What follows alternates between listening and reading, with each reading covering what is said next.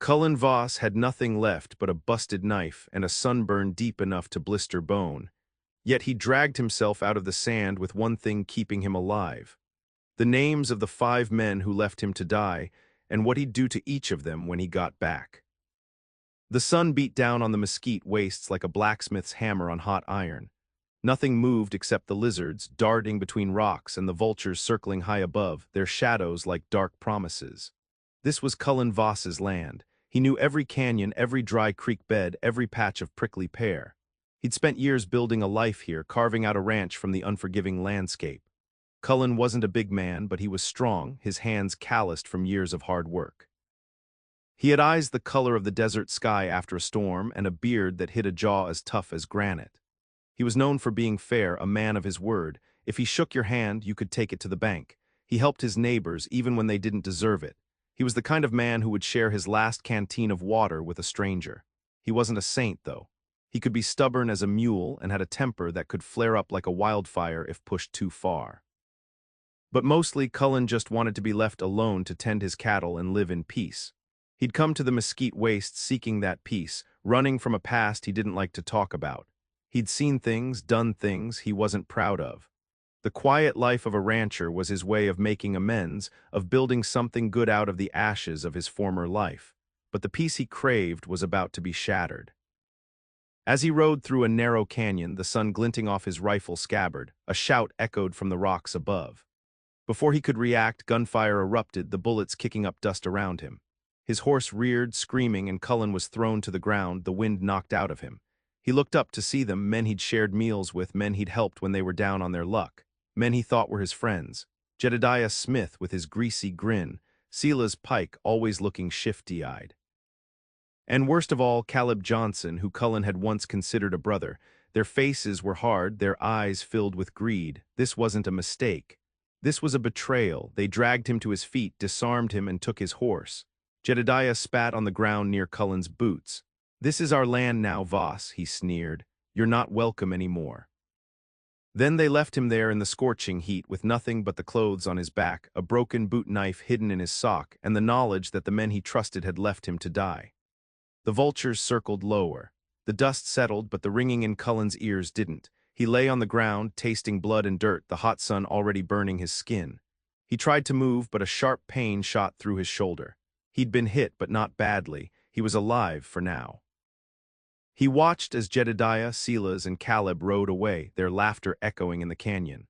The sound was like a knife twisting in his gut. He couldn't believe they would do this. Especially Caleb. They had been through so much together. They had helped each other build their homes, shared stories around campfires, and even saved each other's lives more than once.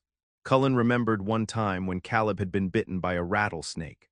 Cullen had risked his own life to suck the poison out of the wound. And now Caleb was leaving him to die. He spat on the ground, trying to clear the bitterness from his mouth. He had to focus. He had to survive. He scanned the area, looking for anything that could help him. His rifle was gone, his horse was gone, and his canteen was gone. All they left him was the shirt on his back and the pants on his legs, except for the broken boot knife hidden in his boot. He carefully pulled it out. The blade was chipped and dull, but it was something. He looked up at the vultures circling overhead. They were getting closer, more confident. He knew he couldn't stay here. He had to find water, find shelter, find a way out of this canyon. The sun was relentless and the rocks radiated heat. Every step was agony, but he forced himself to keep moving. He stumbled, fell, and crawled, his hands and knees scraping against the sharp rocks and cactus needles. He imagined their faces, Jedediah's sneer, Silas's shifty eyes, and Caleb's cold stare. The anger began to burn inside him, hotter than the desert sun. He thought about his ranch, the life he had built, the peace he had found. All of it was gone now, stolen by the men he had trusted. And he knew with a certainty that settled deep in his bones that he would make them pay. He would make them regret the day they crossed Cullen Voss. The desert might kill him, but if it didn't, he was coming for them, and he wouldn't stop until they were all dead. The crawl began. Cullen's thirst was a living thing, a clawing beast in his throat. The sun, a white-hot eye in the sky, seemed to mock his suffering. Each grain of sand felt like a tiny ember burning into his skin. He moved inch by painful inch, driven by a single thought: survival and revenge. The desert floor was a tapestry of pain. Sharp rocks sliced his hands and knees. Cactus needles like tiny daggers pierced his flesh. Blisters formed on his hands and feet, then burst, leaving raw, stinging wounds. He ripped pieces of his shirt to wrap around his feet, providing a meager shield against the brutal ground. He rationed his saliva, trying to keep his mouth moist. He remembered stories his grandfather told him about desert survival, about finding water in unexpected places. He looked for signs, a patch of green, a damp rock, anything that hinted at moisture, but there was nothing, only the endless expanse of sand and rock. Hallucinations began to creep into his mind. He saw shimmering pools of water in the distance, only to have them vanish as he drew closer. He heard voices whispering his name, taunting him. He fought to stay focused, to keep his mind from slipping into madness. He thought of his ranch, of the cool water well, of the shade of the cottonwood trees. He imagined himself sitting on his porch, sipping coffee, watching the sunrise. These memories kept him going, fueled his determination to survive. But it was the anger, the burning rage at his betrayal that truly sustained him. He pictured Jedediah's smug face, Silas's deceitful eyes, and Caleb's cold indifference. He repeated their names in his head like a mantra, each repetition sharpening his resolve. He found a small, withered, prickly pear cactus. He carefully used his broken boot knife to cut off a pad, then painstakingly removed the needles. The pulp was bitter and dry, but it offered a small amount of moisture. It was enough to keep him going for a little while longer. Days blurred into nights. The stars offered a brief respite from the sun's torment, but the nights were cold and he shivered uncontrollably. He huddled behind rocks for shelter, trying to conserve his body heat. He saw more vultures, closer now, bolder. They knew he was weakening. They were waiting for him to die. He glared at them, defiance burning in his eyes. He wasn't dead yet, and he wouldn't give them the satisfaction. He would crawl, stumble, bleed, and suffer, but he would survive. He would reach civilization. And he would make them pay. The crawl continued, a testament to the enduring power of the human spirit, fueled by hate and a desperate will to live. The desert wasn't just changing Cullen's body, it was reshaping his soul. The man who had sought peace in the mesquite wastes was fading, replaced by something harder, colder, and more dangerous. The line between survival and vengeance blurred until they became one and the same. He used to spend his nights thinking about the future, about building a family, about growing old in his beloved ranch. Now his nights were filled with thoughts of Jedediah, Silas, and Caleb. He imagined their deaths, each one more gruesome than the last. He savored the images, letting them fuel his determination. The kindness that once defined him was replaced by a ruthless pragmatism. He would do whatever it took to survive, to reach his targets, to exact his revenge. He no longer cared about fairness or justice. He only cared about retribution.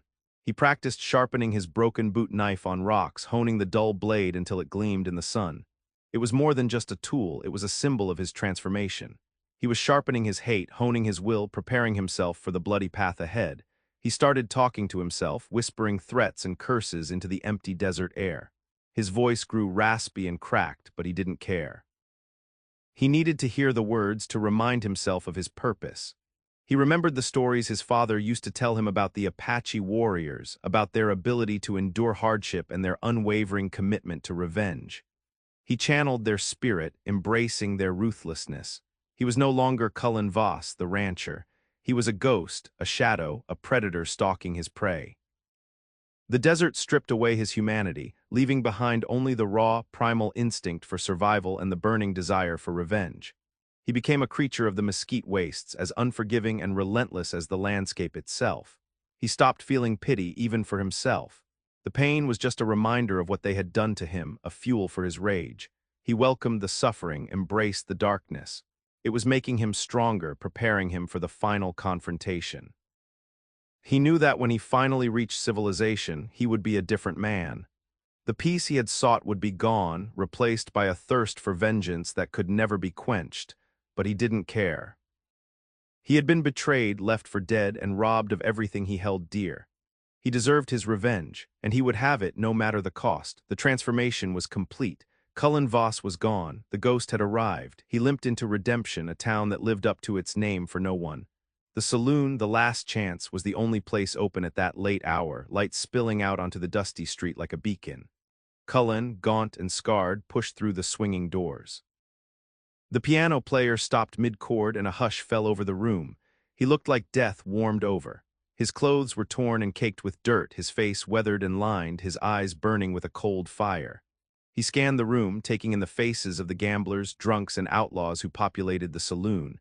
He didn't recognize anyone, but he knew someone here would have information. He walked to the bar, his every step echoing in the silence. The bartender, a burly man with a handlebar mustache, eyed him warily. "What'll it be, friend?" he asked, his voice gruff. "Information," Cullen rasped, his voice hoarse from thirst and disuse. "I'm looking for Jedediah Smith, Silas Pike, and Caleb Johnson." The bartender's eyes narrowed. Never heard of M. He started wiping down the already spotless counter. Cullen leaned closer, his gaze intense. "They were here, they robbed me, left me for dead. I want to know where they went." The bartender hesitated, then glanced nervously around the room. He lowered his voice. "They rode north towards Black Ridge. Heard they were planning on joining up with the Cutter gang." Cullen nodded slowly. The Cutter gang, good to know. He reached into his pocket and pulled out a silver dollar, placing it on the bar. "Thank you." He took a long drink of water, letting it soothe his parched throat. He felt a flicker of his old self, a brief moment of gratitude, but it was quickly extinguished by the burning need for revenge. Before leaving, he took out his broken boot knife and carved 3 names into the wooden bar: Jedediah, Silas, Caleb. Below the names, he carved a single word: soon. The bartender stared at the carving, his face pale. "What's that supposed to mean?" he stammered. Cullen turned, his eyes like chips of ice. "It's a promise," he said, his voice low and menacing. "Tell anyone who asks, tell them Cullen Voss is coming." He turned and walked out of the saloon, disappearing into the night. The piano player tentatively resumed his tune, but the atmosphere in the saloon had changed. A sense of dread hung in the air, a premonition of violence to come. The ghost had left his mark. And everyone knew trouble was coming. Black Ridge loomed ahead, a jagged scar against the horizon. Cullen knew the Cutter gang wouldn't be expecting him. He used the next few days tracking them, carefully avoiding detection. He moved like a shadow, studying their routines, their defenses, their weaknesses. The outlaw camp was a chaotic mess of tents, wagons, and rough-looking men. A fire burned in the center, casting flickering shadows on the faces of the outlaws as they drank, gambled, and told tall tales. Cullen knew he couldn't just ride in guns blazing. He needed a plan. He waited until the dead of night, when the camp was mostly asleep. The only sounds were the crackling fire, the snoring of the men, and the occasional howl of a coyote in the distance. He crept into the camp, moving silently between the tents, his broken boot knife his only weapon. He found Silas first. He was sleeping soundly in his bedroll, a half-empty bottle of whiskey beside him. Cullen knelt beside him, his heart pounding in his chest. He hesitated for a moment, a flicker of doubt crossing his mind. But then he remembered the desert, the vultures, the betrayal. The doubt vanished, replaced by a cold, hard resolve. He gripped the knife tightly and plunged it into Silas's chest. Silas gasped, his eyes widening in surprise, but he didn't have time to scream. Cullen muffled his mouth with his hand, holding him down until he stopped moving. He quietly removed the knife, wiped it clean on Silas's shirt, and slipped away into the darkness. Next was Jedediah. He found him playing cards with a few other outlaws near the fire. Cullen couldn't get close without being seen. He needed a distraction. He noticed a pile of firewood nearby. He quietly crept over to it and set it ablaze. The fire quickly grew, sending sparks and smoke into the air. The outlaws jumped up, startled. Jedediah cursed and ran to help put out the fire. Cullen seized his opportunity. He slipped behind Jedediah, grabbed him by the neck, and dragged him away from the chaos. He silenced him quickly and efficiently, leaving his body hidden in the shadows. Caleb was proving to be more difficult to find. Cullen searched the camp for hours, but he couldn't find him anywhere. He began to wonder if Caleb had left the camp or if he was simply hiding. He knew he couldn't leave without finding Caleb. He wouldn't rest until all 3 of his betrayers were dead. The hunt continued. He was a ghost among thieves. As dawn approached, Cullen finally found Caleb. He wasn't hiding. He was on guard duty, patrolling the perimeter of the camp. Cullen knew he couldn't take him silently. He was too alert, too aware of his surroundings. He would have to risk a confrontation. He waited for Caleb to pass by a cluster of rocks, then jumped out, surprising him. "Caleb!" he shouted. Caleb whirled around, his eyes widening in shock. "Cullen, how?" Before Caleb could react, Cullen lunged at him, tackling him to the ground. They wrestled in the dirt, each man fighting for his life. Caleb was stronger, but Cullen was fueled by rage. He managed to disarm Caleb, kicking his pistol away. Why, Caleb, why did you do it? Cullen roared, pinning him down. It wasn't personal, Cullen, Caleb gasped. It was about the land. We needed your ranch. You left me to die? Cullen spat. Suddenly, a shot rang out. Cullen felt a searing pain in his arm. One of the other outlaws had spotted them. He knew he was out of time. He had to get out of there. He grabbed Caleb's knife and held it to his throat. Tell me where Cutter is hiding, he demanded. Tell me, or I'll kill you right here. Caleb hesitated, then relented. He's at the old Miller farm east of here, but you'll never make it. Cullen didn't respond. He released Caleb and grabbed his pistol. He turned and ran, dodging bullets as he fled the camp. The outlaws were in hot pursuit, firing at him from all directions. He managed to reach the edge of the camp and dove behind a large rock. He returned fire, taking down a couple of the outlaws, but he was outnumbered and outgunned. He knew he couldn't stay there. He made a desperate run for it, sprinting across the open ground towards the cover of the trees. Bullets whizzed past his head, kicking up dust around him. He felt another pain in his leg, but he kept running. He finally reached the trees and disappeared into the shadows. The outlaws continued to fire at him, but he was gone. He had escaped, but he was wounded and exhausted. He had valuable information, but he knew the Cutter gang would be waiting for him. The hunt was far from over. This was just the beginning. The old Miller farm was a crumbling ruin, a testament to broken dreams and forgotten lives. Dust devils danced across the cracked earth, and the wind howled through the broken windows of the farmhouse. It was the perfect hideout for a man like Cutter. Cullen approached cautiously, his senses on high alert. He knew Cutter would be expecting him. He could feel the tension in the air, the sense of impending violence. He used the cover of the dilapidated barn to get closer, his hand gripping Caleb's stolen pistol. He peered through a crack in the barn wall, surveying the scene. Cutter and a handful of his men were inside the farmhouse, their faces grim. They were cleaning their weapons, preparing for a fight. Cullen knew he couldn't take them all on his own. He needed a plan, a way to even the odds. He noticed an old well nearby, its wooden frame rotting and decayed. An idea formed in his mind. He quietly crept to the well and peered inside. It was deep and dark, but he could see a faint glimmer of water at the bottom. He grabbed a nearby rope and tied it to a large rock. He then lowered the rock into the well, creating a makeshift bomb. He then made his way to the front of the farmhouse and kicked open the door, surprising Cutter and his men. "Cutter," he shouted, his voice filled with rage. "It's over." Cutter and his men scrambled for their weapons, but Cullen was too fast. He fired his pistol, hitting one of the men in the chest. The others returned fire, bullets whizzing past Cullen's head. He ducked behind a table, taking cover from the gunfire. He knew he couldn't stay there for long. He had to act quickly. He grabbed a lantern and hurled it at the well. The lantern shattered, igniting the rope and sending the rock plummeting into the water. A deafening explosion rocked the farmhouse, sending debris flying in all directions. The walls of the farmhouse crumbled and the roof collapsed. Cutter and his men were thrown to the ground, dazed and disoriented. Cullen emerged from the wreckage, his face covered in dust and blood. He saw Cutter lying on the ground, struggling to get up. He walked over to him, his eyes filled with hate. "This is for leaving me to die," Cullen said, his voice cold and menacing. He raised his pistol and fired, ending Cutter's reign of terror. The remaining outlaws, stunned and terrified, surrendered. The showdown was over. The ghost had claimed his final victim. Standing amidst the ruins of the Miller farm, Cullen looked at the faces of the surrendered outlaws. They were scared, defeated. He could have killed them all, but he didn't. He had gotten what he came for. His revenge was complete. But as he stared at the lifeless body of Cutter, a strange emptiness washed over him. The burning rage that had sustained him for so long began to fade, replaced by a hollow ache. He had achieved his goal, but the victory felt hollow, bitter. He thought about Silas and Jedediah lying dead in the outlaw camp. He thought about Caleb, still alive but forever marked by their confrontation. He had brought death and destruction to the mesquite wastes, all in the name of revenge. Had it been worth it? Had he truly achieved justice? Or had he simply become the monster he had set out to destroy? He looked at his hands, stained with blood, and felt a deep sense of shame. He had started out as a victim, a man betrayed and left for dead.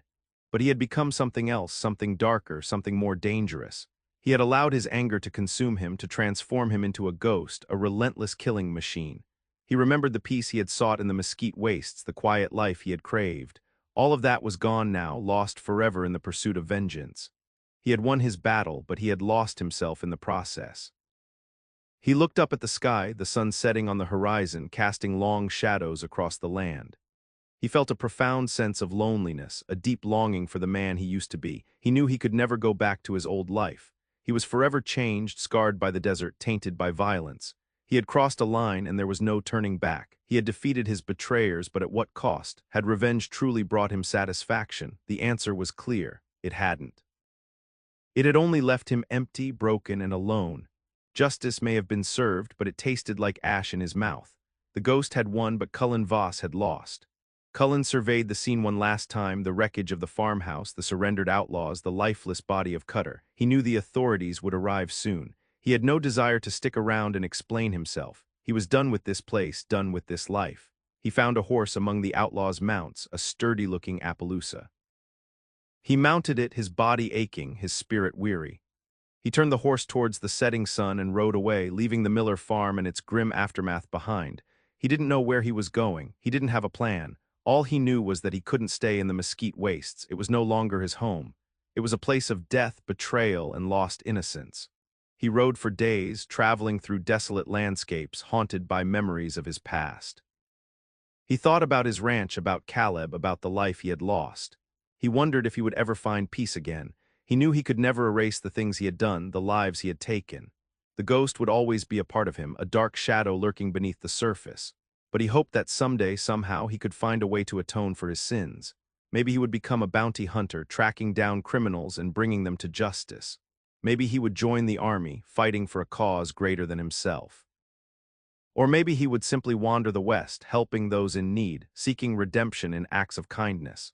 He didn't know what the future held, but he knew he couldn't give up. He had to keep moving forward, keep searching for a reason to live. He had to find a way to rebuild his life, to find meaning in the ashes of his past. As he rode into the sunset, the sky ablaze with color, he was a changed man. He was no longer the naive rancher who had sought peace in the mesquite wastes. He was a hardened survivor, a ghost haunted by his past but still clinging to a sliver of hope. His future was uncertain, his path unknown. But he rode on into the darkness, carrying the weight of his past but determined to find a better tomorrow. The audience is left to wonder, could Cullen ever truly escape the ghost he had become? Could he ever find redemption? The answer, like the vast, unforgiving West, remained a mystery.